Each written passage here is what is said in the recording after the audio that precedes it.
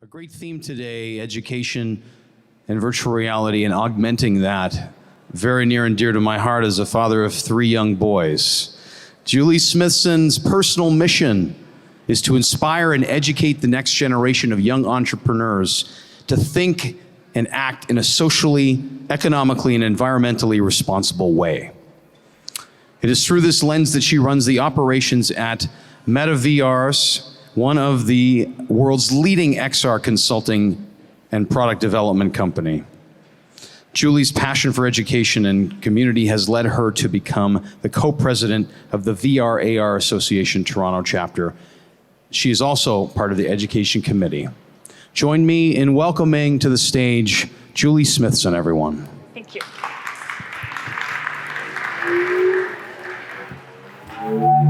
Whoa, I'm going to take the formal way up.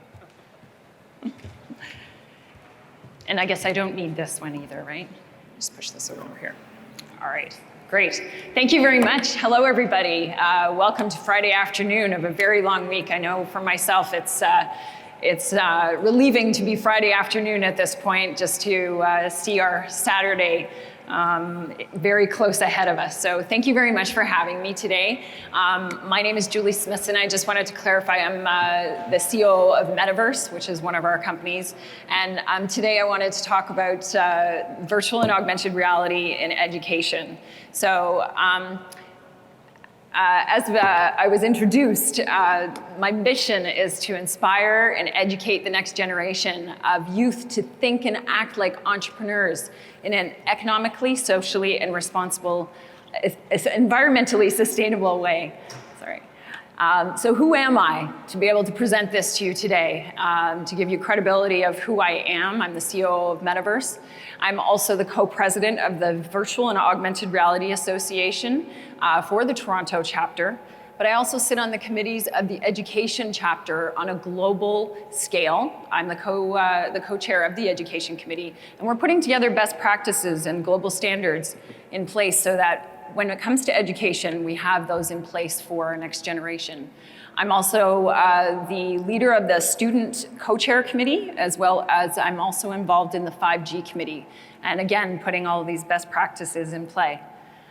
So why am I here and where did I start from? How do I know everything? I want to share a little bit of history with you on where I came from. In 2010, my husband and partner and I and our team, we created the world's first touchscreen DJ software controller. And it was back in 2010 that we started working on innovation and how quickly technology was going to be a part of our lives. We went on to be part of Dragon's Den and pitched our company. We're entrepreneurs at heart, creating and innovating constantly. That led us into our family, and this is my daughter. When we finished with our other company and building that one, we turned to see how we could best educate our own kids. And we introduced our daughter into some education principles that led her to coming up with an idea to leave a heart-shaped sandal tan on the top of your shoes, and she created the Love Sandal. She was 9 years old at this point. She was one of the top entrepreneurs of Canada, one of the youngest entrepreneurs, and went on to sell almost 2,000 pairs of these Love Sandals. So it was in that education moment with our daughter that we realized that we need to change how they're educating in classrooms.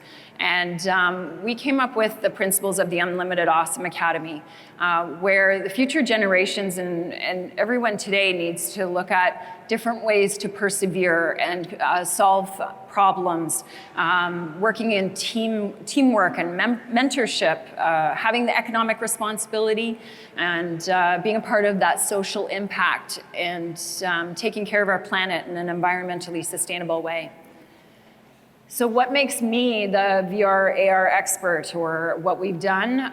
We've done over 35 XR projects, just so you know what XR means. It's a terminology, an encompassing terminology for virtual, augmented, and mixed reality. We were nominated as one of the top startups for 2017, and we were also listed in one of the top 100 startups by Tech Week. And we were nominated as Startup of 2018. So we've had our fair share of innovation. We've had our fair share of learning a lot about the technology. And I want to show you a little bit about some of the things that we have developed in this technology right from the start. So many things to learn. So we decided to do everything and just build on these products. So we don't have any more of the sound, but that's okay. So this is the VR photo booth. So introducing 360-degree photo capture in our photo booth. We developed that. We developed Web AR for a marketing company, enhancing their digital assets and creating them to create a marketing platform. We created business cards, AR business cards, AR menus for restaurants. We also did an augmented topography in a truck. We did a bunch of events, and we curated a lot of 360-degree content at different events throughout the city, like Pride and Queen's Plate. We did training videos, showcasing them in different conferences, that this technology isn't just about video games. It's more than that. There's so many business applications, so many things to learn, and so many business use cases that we can use this technology to learn from, to use in our everyday processes and communication methods. So that's a little bit about metaverse, and that's what gave us the I guess the introduction into what we know about the technology and how it will play out in our lives. So one of the things that we did when we became a part of the virtual and augmented reality community and the global ecosystem is we became a part of the Virtual and Augmented Reality Association. It's an association open to any members of any industry. There's over 50 chapters globally. We have over 20 or 30 committees that we meet up every other week, and we discuss those best practices, the global standards. And you're talking to people not just down the road from you. You're talking about these things with people in India, with people in New Zealand, and in the United States. I chair a call every other week, and it's fascinating to see the developments of education and how this technology is starting to work in XR libraries, and how teachers are starting to use that. So it's within this association that I really started to, we both started to bridge out into a global connection of how to introduce this technology to create a better education for everyone. So let's talk a little bit about the evolution of technology, because give everybody the baseline of what all of these definitions mean. What do all these terminologies mean? And we started with radio, television. We went from mobile to web, and the evolution of that communications has come about to offer us virtual and augmented reality for business applications. A little bit about the history of VR. Goes way back into 1838, believe it or not. They discovered they built this first stereoscopic microscope, and that gave that depth into seeing other things. It evolved from there into the Viewmaster and the Sensorama, that big huge thing that you see in the middle there, that has all the senses in it. And that was created in 1962. In 1995, Nintendo came out with Virtual Boy. That's probably one of the things that we can most relate to. In the 21st century, we also, these are some of the updates that happened just in the last 5 years. Everything from Facebook buying Oculus and launching Google Cardboards. We launched Oculus Rift and all these different things like Sony PlayStation and Google Daydream. And then in 2017, Facebook launched their camera effects. And you could start putting stuff on your face, and that was the engagement of augmented reality and starting to put this digital layer between yourself and your device. In 2018, a unit called the Magic Leap was released, and the Magic Leap is actually called mixed reality. Mixed reality is where you actually have a headset on and you can see the world around you with a digital layer that's overlapped beyond that. Everybody remembers the Viewmaster. That's a form of virtual reality. We could look into this headset and we could see all these little screens that we pushed down and we saw this other world. And virtual reality is very similar to this. It just didn't have that stereoscopic depth that we do today. So the definition again between VR and AR, virtual reality, you put your headset on. I think we've got a few demos over here, completely immersing you into another world. Augmented reality, you actually do it on your phone. If you have Snapchat already, you've probably played around with augmented reality and you don't even know it, but your device puts a digital layer between you and your surrounding world so that you can engage with it. Mixed reality is when you're wearing a headset, you can see the rest of the world around you, but there's a digital layer between you. So can you imagine how many applications you could use in the workforce when you're using this technology that could overlay this data for you that you could engage with?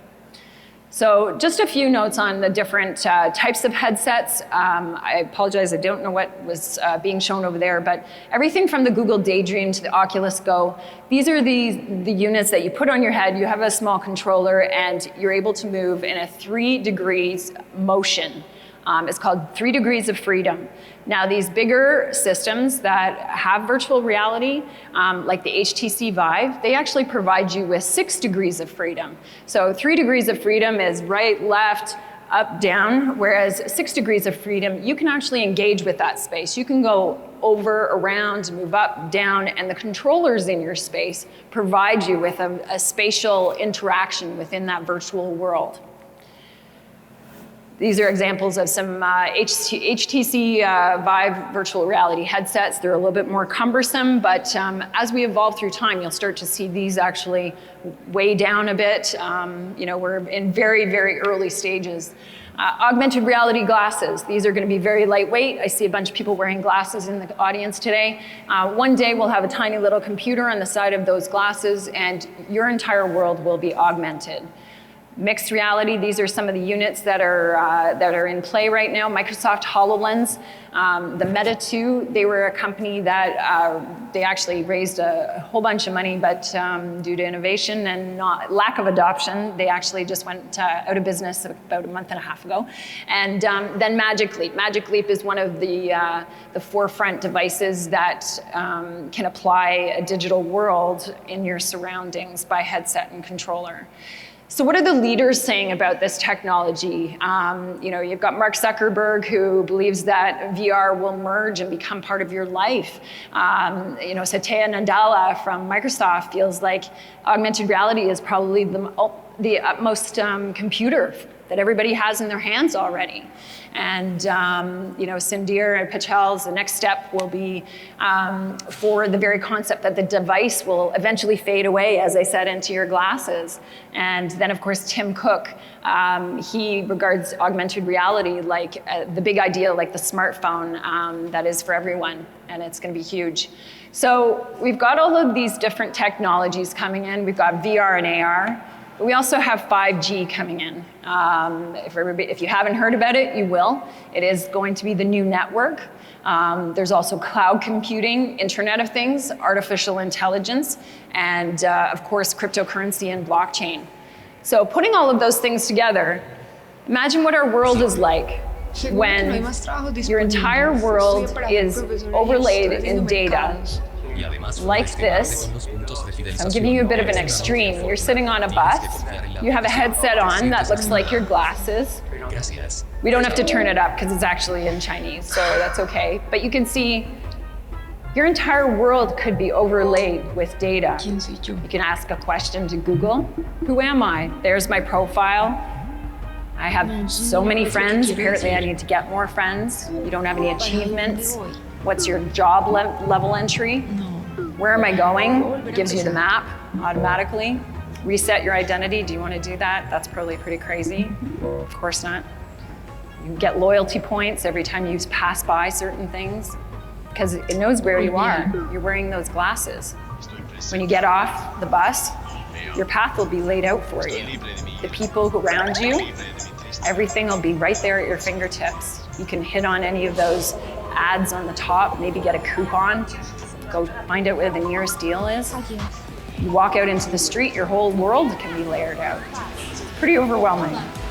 I think so anyways. I don't know who would want to live in this particular world, but it wouldn't be me. So where are we? We're here. We're in 2019. And when you compare it with the brick phone stage, we've got a long way to go towards making it compact and the portability of the technology itself.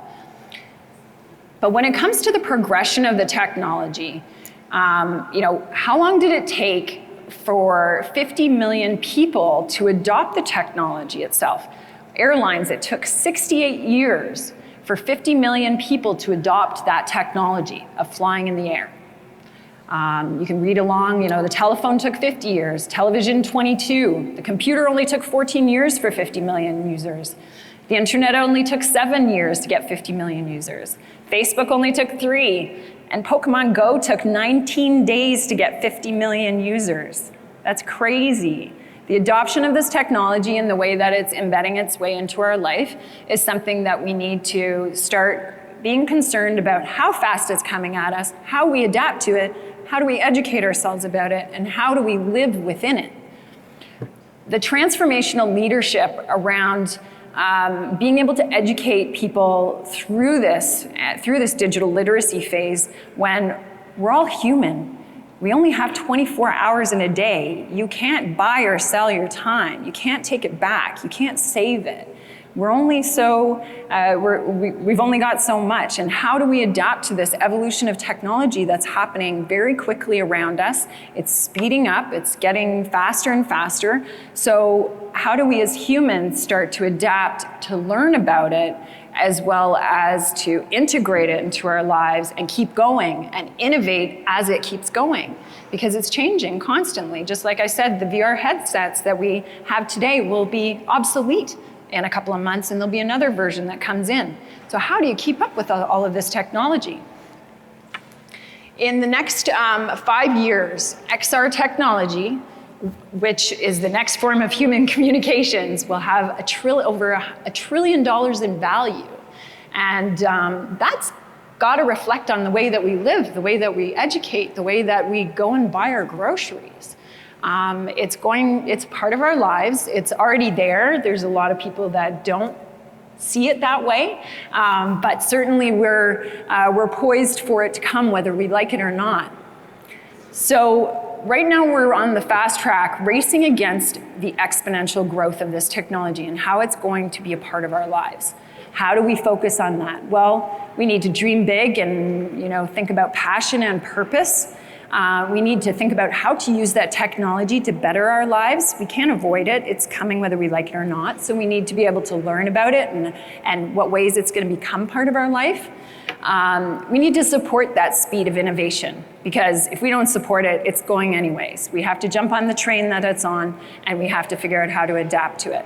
So we use entrepreneurship and we use technology to be able to support ourselves through that. And of course, always maintaining a healthy digital mindset.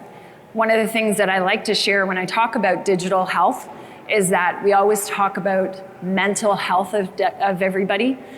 But when it comes to a healthy mindset, using that term, do you have a healthy mindset? That's something that changes the perception of mental health. And it's one of the small tidbits I like to share, is that if we start using a positive term like healthy mentality, then our lives will become more better for it. So what's the market opportunity in this technology, and how are we going to see it enter our lives? As you can see, we're going to be hitting, by the end of 2020, our market will be $108 billion worth. So think about that. We have an industry about to embed its way into our lives that's worth $108 billion. Who's working in this industry? I want to be a part of it. How are we teaching our kids? How are we preparing for this industry to be a part of our every single day? Who's investing in VR and AR? Everybody knows Facebook is. Snapchat's one of them, Google, Vive, Samsung, Microsoft.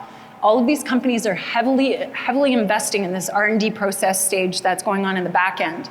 But as we move towards discovering all these different applications and how this technology will be a part of our lives, who's teaching these kids that are coming out of school? And that's why I'm here today.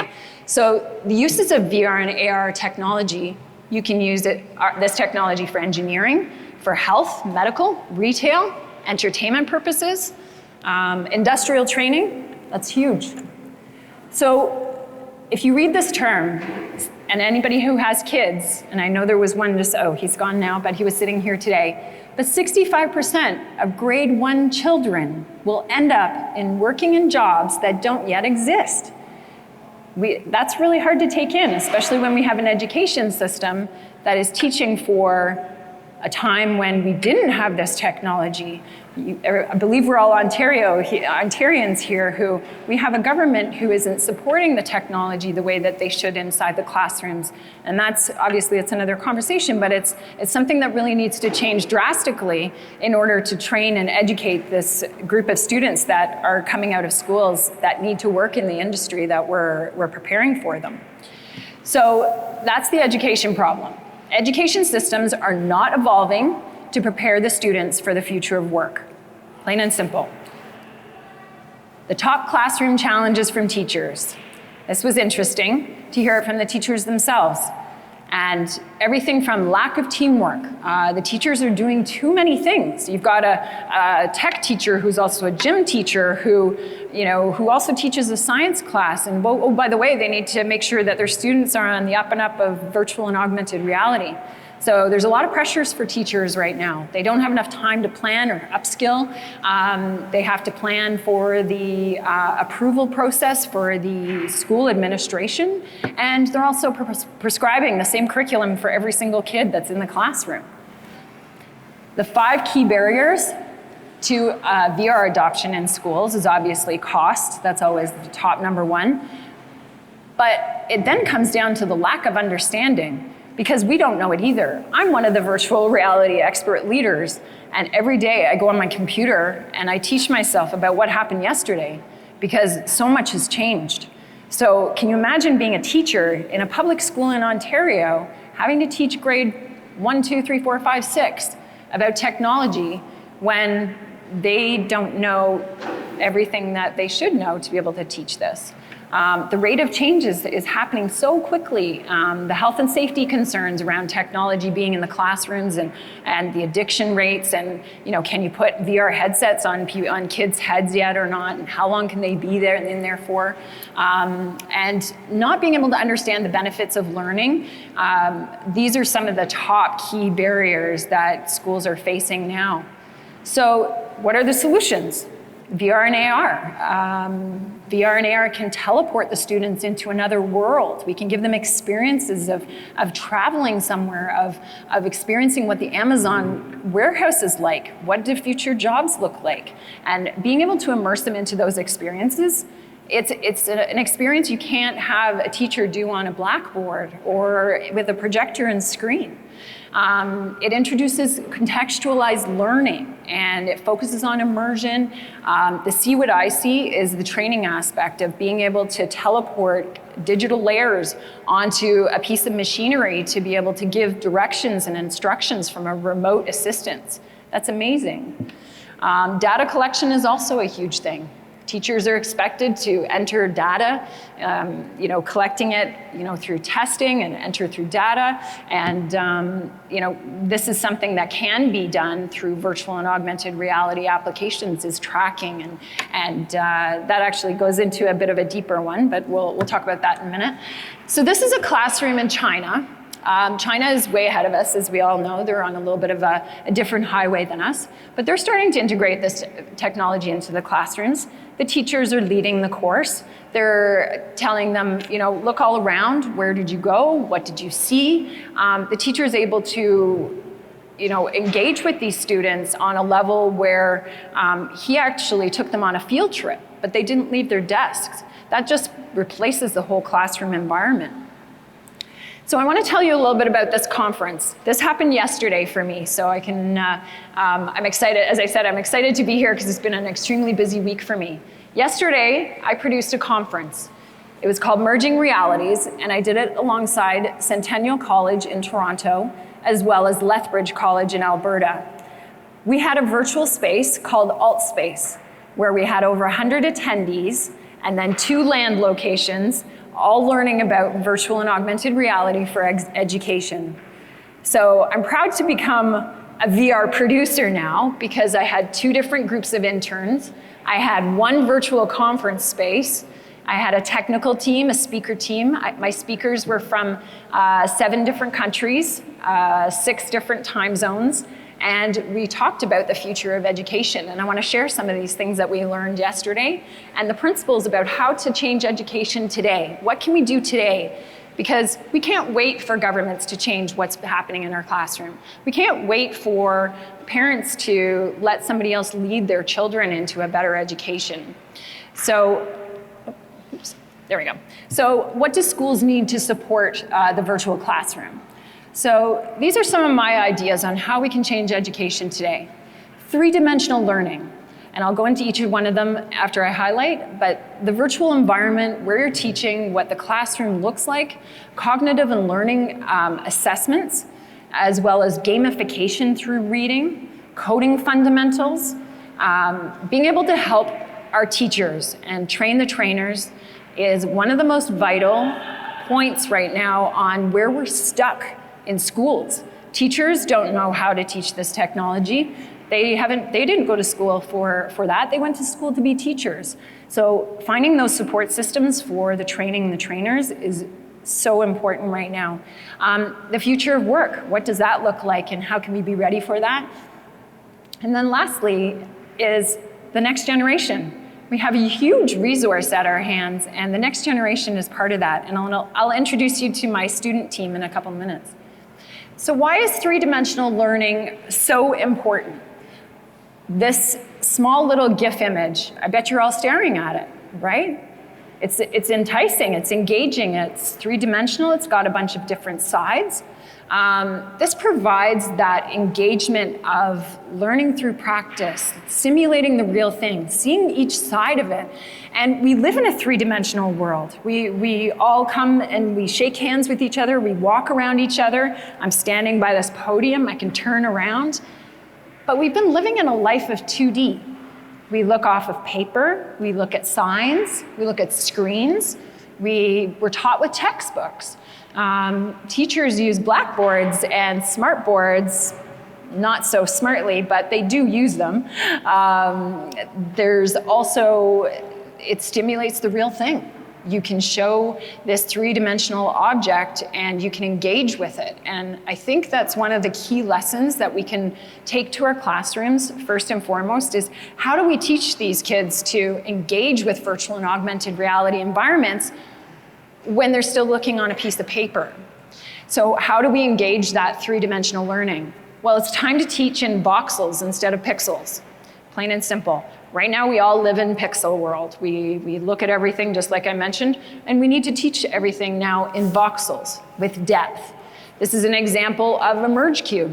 Merge cubes can be bought at Walmart for $30, and you don't even need to program them. You just need to download the apps to gamify them, engage with them, learn about anatomy. You can learn about different games that give you points and rewards and things like that. What a really cool concept to be able to engage with students and show them, what does a heart look like? What do the lungs look like? And show them this way and give them that depth of learning.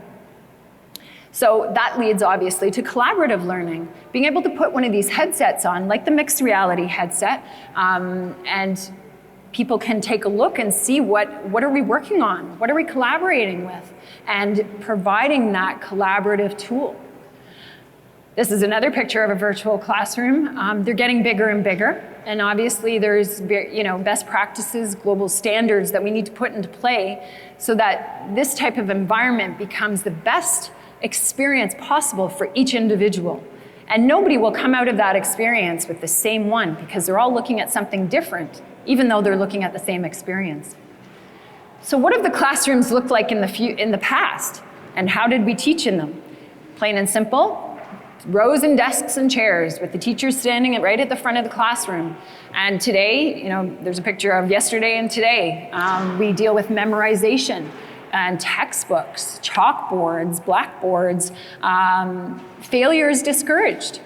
Teachers are marked on the amount of the level of progressive students that are able to give A's, and teacher is rewarded when their entire classroom does well. And that's, to me, sounds very backwards. Mostly the traditional classroom struggles with technology, and they don't know how to integrate it. They don't know how to teach it. So those are some of the barriers. And then when you talk about the classroom and the setups and the way that they're set up, in the past, we dealt with a teacher-center-focused learning environment. Well, what if the classrooms were put into groups or pairs? I think you can tell a lot about a teacher's methodology when you walk into their classroom on day 1 in September, and what kind of environment that teacher is prepared to teach in. And I think that's a really good way to kind of break that barrier of collaboration and teamwork, and be able to start working on project-focused assignments that have the students working together. So yesterday in my conference, I had a company called Glue. They actually have a virtual meeting space. It's called Glue, and you can drop in what they call assets into the space, like an engine, say, for example, where everybody can go from the classroom into virtual space and take a look at that engine together. Let's dissect it. Let's pull it apart.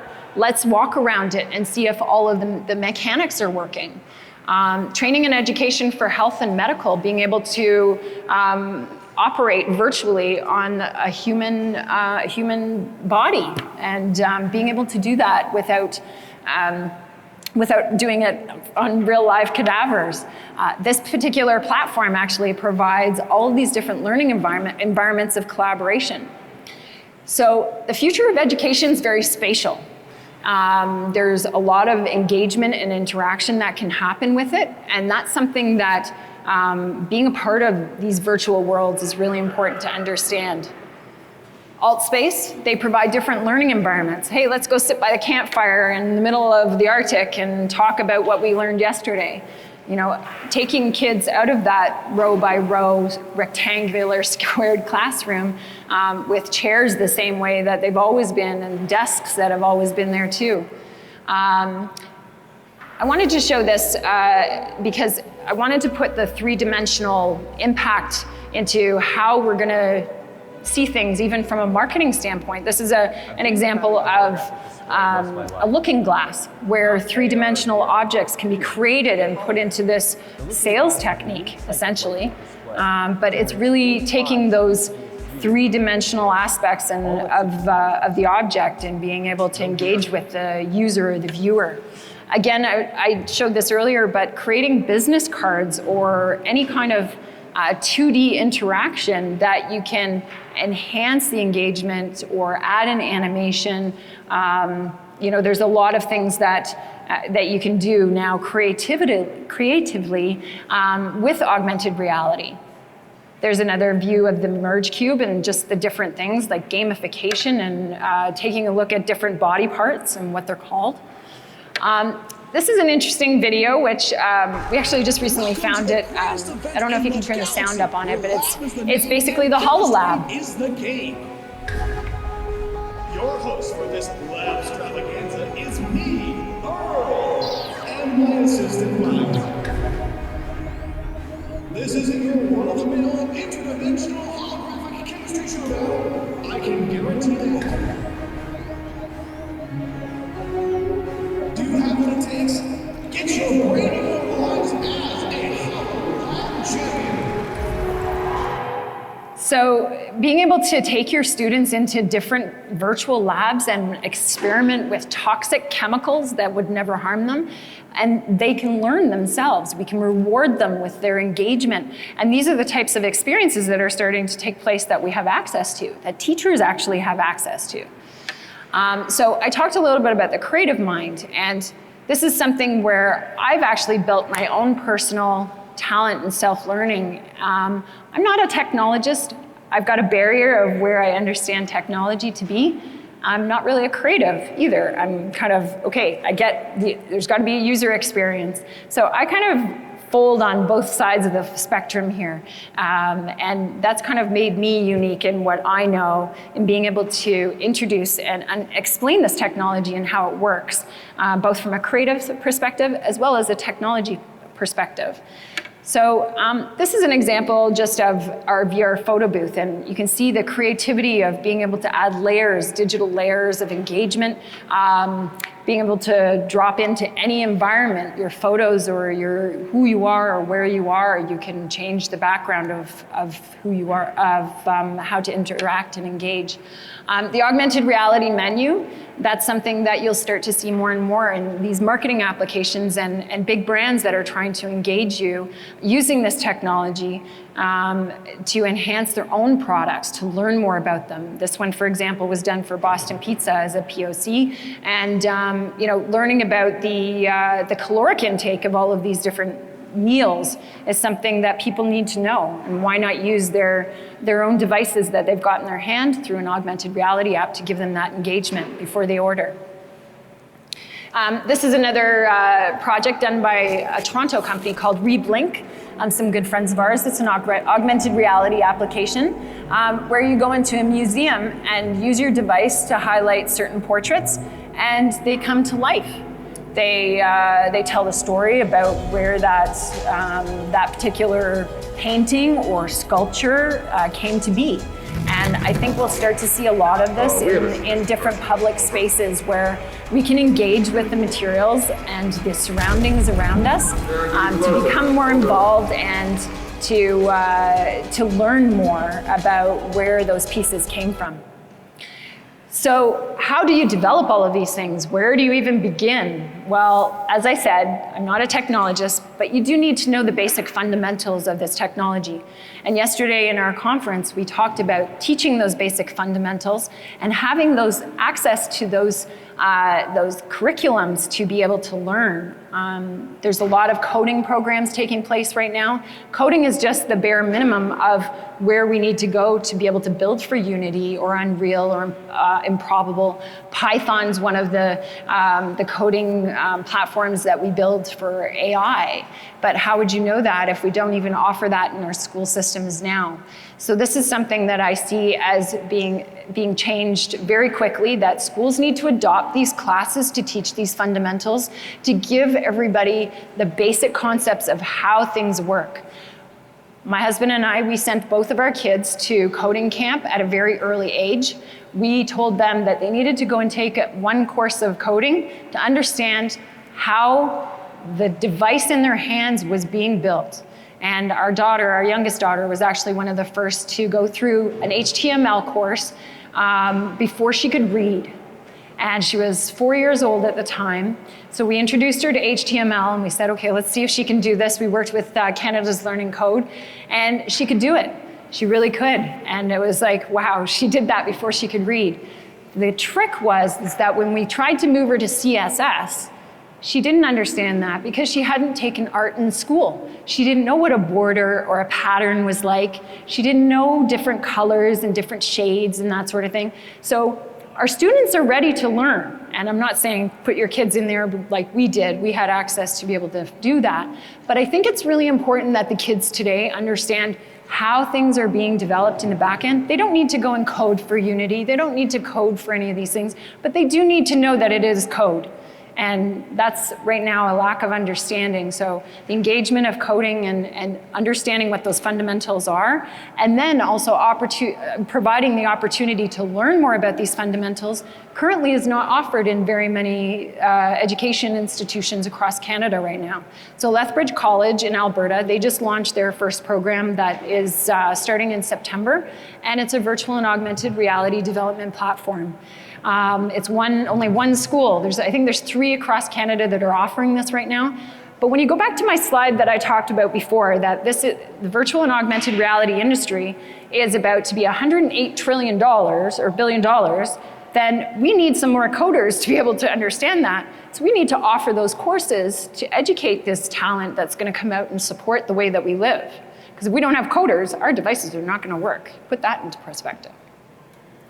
So coming back to training the teachers and training the trainers, in my conversations of the Education Committee in virtual and augmented reality, this is something that we started to see very common, both in the Education Committee and the Training Committee. It was, how are we going to educate all of these teachers and the trainers in corporations where they're going to have to actually educate and tell employees they need to upskill, and teachers need to tell the kids, okay, you need to learn this technology and this is how we're going to do it. Sharing a story with you about a teacher who in the US was showing an application to a child who started crying in the middle of their experience because of where they went and what memory it triggered.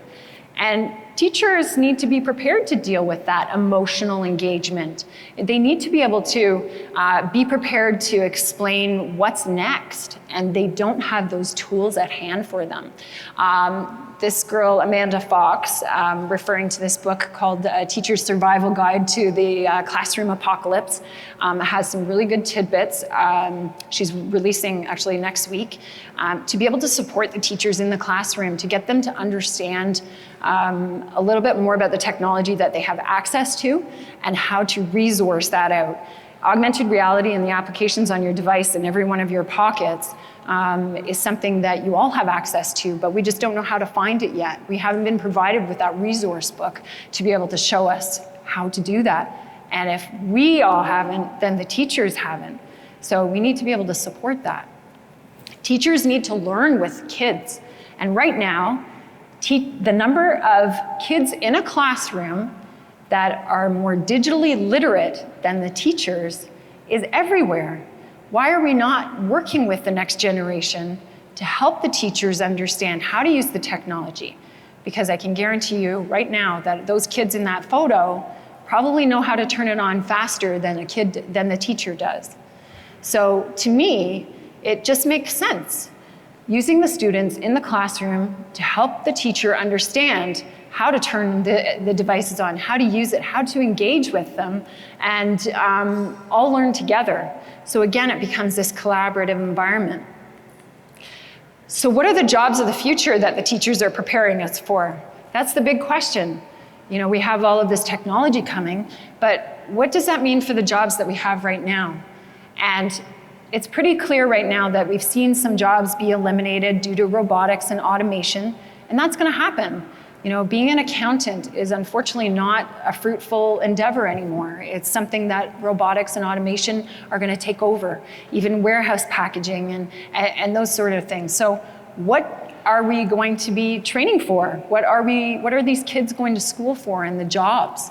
Well, here's a list of them. And I can attest to you from yesterday that my experience in producing a virtual conference has now made me a VR producer, a virtual conference producer, having 2 different locations, a production team on another side, a virtual space to coordinate speakers from around the world, different time zones.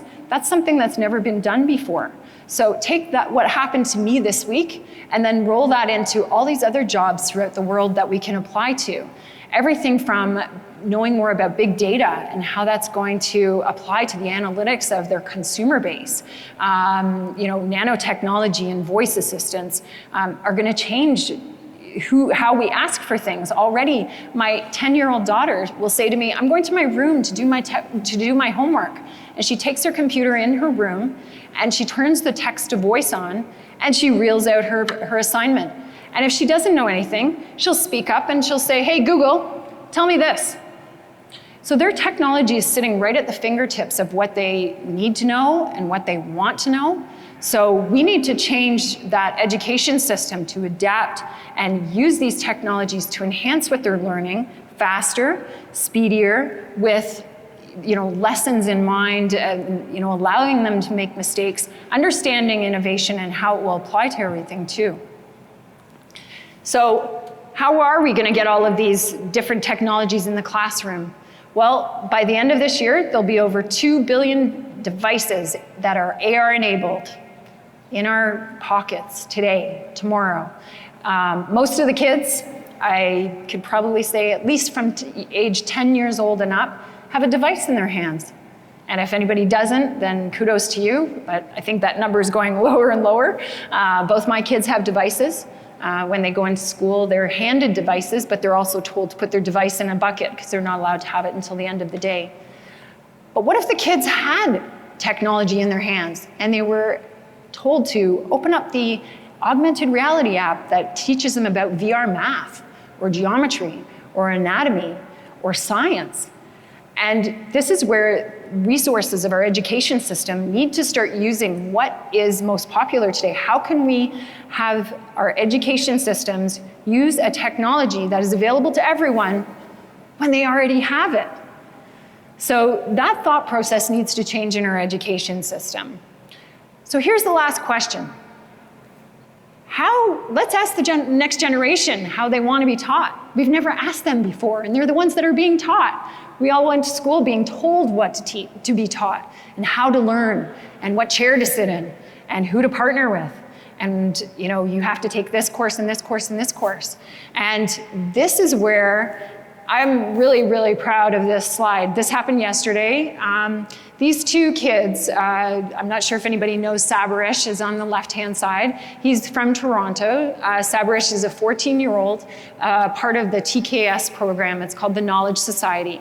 Sabarish, being 14, has already traveled the world and spoken on keynotes at Web Summit, AWE, which is an augmented reality summit, because of the work that he's already done and developing augmented reality, virtual reality, and mixed reality applications for Google, for Microsoft, and he's done a bit of work with some other companies as well.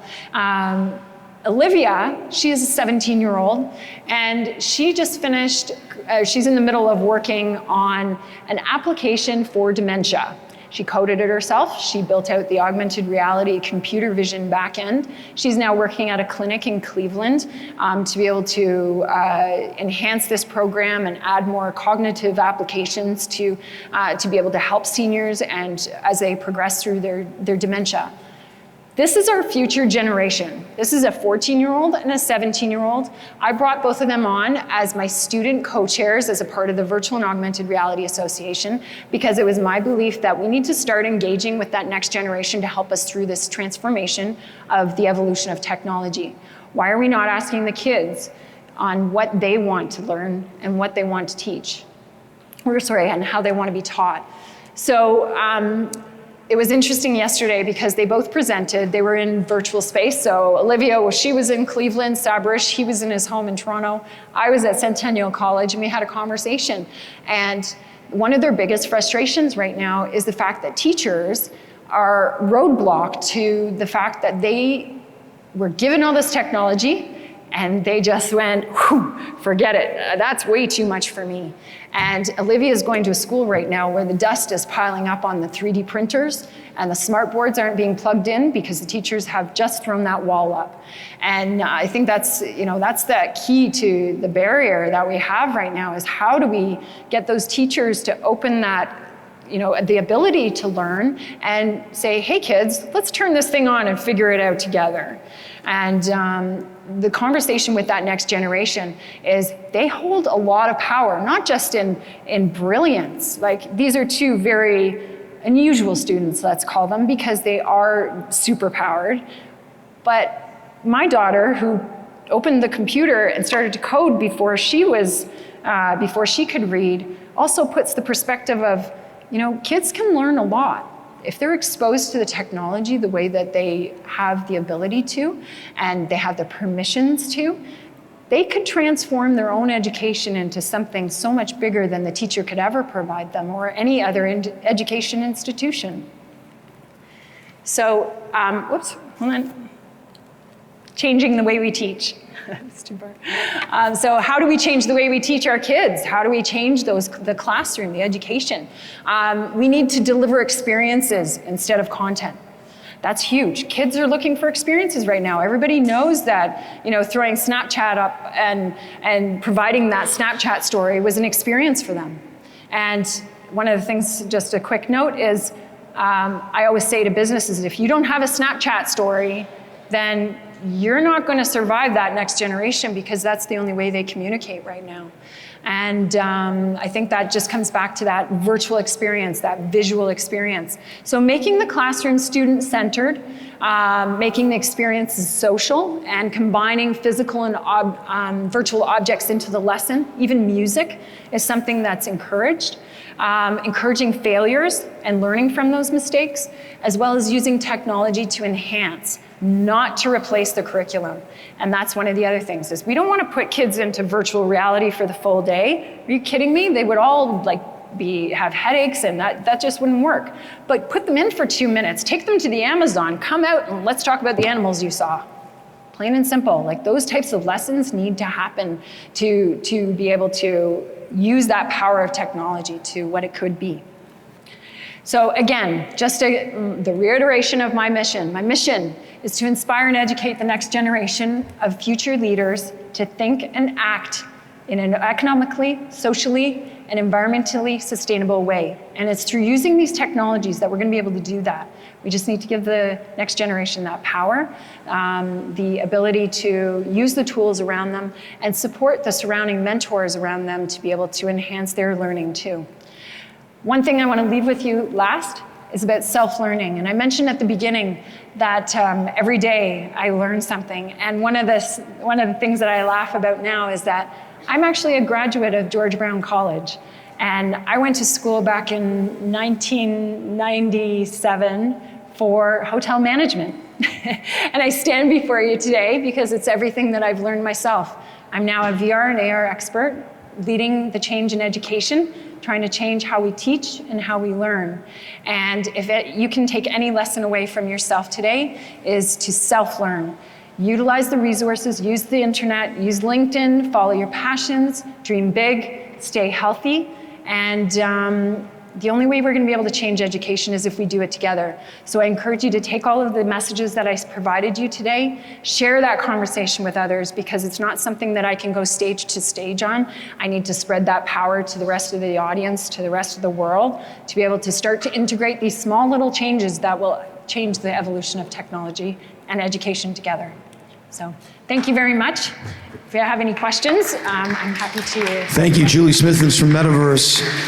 Yes, we do have time for a few questions. If we can get a mic run over here. If you do have a question for Julie, raise your hand up high and we'll have a mic run over to you in the audience. Anyone? It's okay. I talked for a long time. Any questions for Julie? Okay, well, let's get right here. Sure. If no one else is going to step up, I'll do it. So thank you. And I'll start by just saying I'm a true believer, so this question comes from a place of love. But I'm also somebody who's very invested in materiality and particularly, in my case, textiles. So your emphasis was really a lot on what teachers do, et cetera, et cetera. Could you talk a little bit more about what you think the imperatives are for people developing VR, AR, particularly around materiality, smell? Just right now, it's an impoverished place for me as a maker and an artist. Okay. Yeah. Yeah, sure. I think that, when you think about virtual and augmented reality, you think it's just by sight. And it's not. It's about spatial audio. It's about smells and the engagement into those virtual experiences. I think that there's a lot of creativity that hasn't even been touched yet. And understanding three-dimensional worlds and the possibilities of engaging that creativity into this technology, it really will open up a lot of doors. A lot of creative minds will be able to explore how they want to engage that creativity in themselves with this technology. And I think once you understand how that can be embedded, the animations, the engagement, and I didn't even really touch base on, how we can reward people and engage further that way through creativity and imagination and immersiveness. So, when it comes to these virtual worlds, the palette is your oyster. There's so many opportunities and possibilities. You just kind of have to wrap your head around what is possible. and what can be done. And slowly we'll start to see the other senses, like the nose sensor, join into a virtual experiences where you can smell that cup of coffee sitting in your virtual world. So those types of things are going to happen, and it's getting the headsets on and getting people to use the augmented reality, and then the gamification. It's all about that gamification, because we love that what's next, right? Julie, I bought a Merge Cube on Amazon right after you mentioned it. Good. And I look forward to using it with my kids tomorrow. Yeah, it's so fun. It really is, and you don't I'll have to hit you up for develop. recommended apps, I guess. Yes, absolutely. I can send you some, and they're free. There's some of them are free. Some of them you have to buy. It depends on what the engagement is, but yeah, there's a lot of different. Awesome. Things. We have another question from the audience. Do one quick little add-on to that last piece, which was there's FeelReal just came out, which is scent modules, heat, cold, just came out on Kickstarter. Okay. So that's one thing for the scents. Plus there's a whole bunch of other things for tactile touch. My question though was, you mentioned at a good point that your kids have access to smartphones, things like that. And there are many kids that do have access to it. Oh, what about There's still don't? plenty of them that don't. I know. So how do we make sure that we're getting those kids engaged into the spaces? So this is where, when it comes to public education, because that's where these kids are going, they're not going to private schools, it's the public education, we need that backing from the Ontario government. And I know we're at a really hard place in education in the Ontario government right now, but we need that funding to go back into our education system very quickly. And I think that they're not seeing the point. And I'm not going to go political on this one, but it certainly is, it's an investment that needs to be made. China invested, I think it was $5 billion into the technology for education last year. We are way behind them, way behind even the US. And Canada's really got to take a look at what we're investing into the classrooms. And it doesn't have to, I'll give you a quick example. Last year, I got this call from somebody who said, I have $30,000 to spend, and I have to spend it before the end of the school year. Should I buy it all on Google Expeditions, which is a headset and and through Microsoft? And all the power to you, you got $30,000, but don't blow it all at once, first of all, on one system that by the time the kids went back to school in September, it was outdated. So there needs to be supporting systems from these bigger companies who are producing the devices and the hardware, like HTC Vive, Microsoft, and Apple. They need to become part of that solution in being able to support the funding behind that, because right now for us in Ontario, we can't depend on our Ontario government to change things tomorrow. So maybe we have to start drawing on these bigger companies to help supporting and sponsoring that next generation, since they're the ones that are going to be using it in the first place. So maybe it's a different way that we need to take a look at education, and maybe the government isn't going to come in and save us, but these big corporations and the way that they're starting to roll out these devices and the hardware, maybe that's the solution. It's a bigger play, but it's, we're all trying to figure out what can we do next to help change how the kids are in school. Okay. Julie, as someone who holds a Bachelor of Music and works in technology and design, it was a very inspiring talk. Thank you so much. A round of applause for Julie Smithson.